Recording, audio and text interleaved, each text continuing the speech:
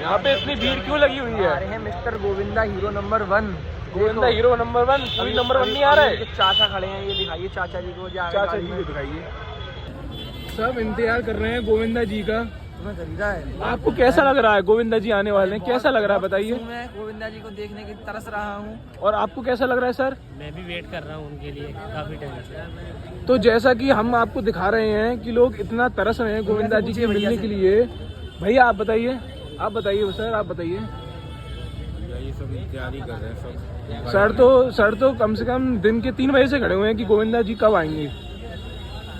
भाई को राम राम। राम राम भैया। और बताओ सब बढ़िया? इन्हें ना सुबह से नहाया है ना धोया है, चप्पल पहन के भाई आ गए हैं यहाँ पे सूर सदन। सुबह से गोविंदा जी का इंतजार कर रहे हैं, लेकिन गोविंदा जी हमें तरसा रहे हैं यहाँ पे।